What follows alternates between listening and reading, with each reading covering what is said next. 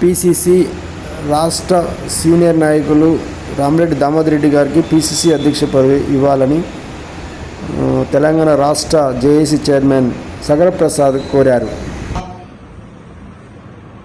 Senior రాజకీయ నాయకుడు, PCC senior ఉపాధ్యక్షుడు, 5 సార్లు ఎమ్మెల్యేగా, 1 సారి మంత్రిగా పనిచేసినటువంటి నిస్వార్థ రాజకీయ నాయకుడు, నిత్యం ప్రజలకు అందుబాటులో ఉండే గౌరవశ్రీ రామిరెడ్డి దామోదర్ రెడ్డి గారికి తెలంగాణ పిసిసి అధ్యక్షునిగా అవకాశం కల్పించాలని చెప్పేసి ఈరోజు పత్రికాముఖంగా ఏఐసిసి జాతీయ అధ్యక్షులు మల్లికార్జున ఖర్గే గారికి విజ్ఞప్తి చేయడం జరుగుతుంది. తెలంగాణ రాష్ట్రంలో సుదీర్ఘకాలం పాటు విద్యార్థి దశ నుంచి రాజకీయాలు చేసినటువంటి దామోదర్ రెడ్డి గారు నిత్యం ప్రజలకు అందుబాటులో ఉంటూ ప్రజా దర్బారు సూర్యాపేట నియోజకవర్గంలో నిర్వహిస్తూ ప్రజల సమస్యలను ఎప్పటికప్పుడు పరిష్కరిస్తూ జాతీయ రాష్ట్ర రాజకీయాలపై అవగాహన ఉన్న నాయకుడు.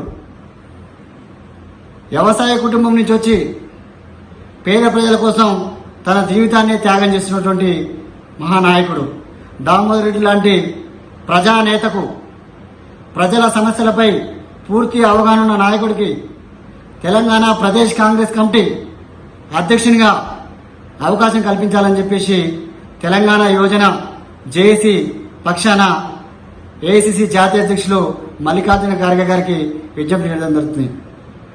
దామోదర్ రెడ్డి లాంటి నిస్వార్థ రాజకీయ నాయకుడు తెలంగాణ రాష్ట్రంలో ఎక్కడ లేరు.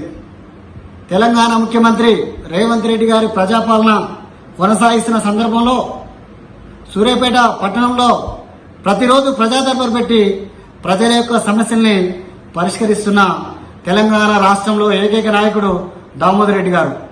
అలాంటి ప్రజాబలం ఉన్న నాయకుడికి తెలంగాణ రాష్ట్ర అధ్యక్షునిగా అవకాశం కల్పించాలని చెప్పేసి ఏఐసిసి జాతీయ నాయకులు రాహుల్ గాంధీ గారికి, సోనియా గాంధీ గారికి, కేసీ వేణుగోపాల్ గారికి, తెలంగాణ ముఖ్యమంత్రి రేవంత్ రెడ్డి గారికి, తెలంగాణ ఇన్ఛార్జ్ దీపాదాస్ మున్షి గారికి, తెలంగాణ ఉప ముఖ్యమంత్రి బట్టి విక్రమార్క గారికి, అదేవిధంగా ఏఐసిసి అగ్రనేతలందరికీ తెలంగాణ యువత తరపున చేతులెత్తి నమస్కరిస్తున్నాం.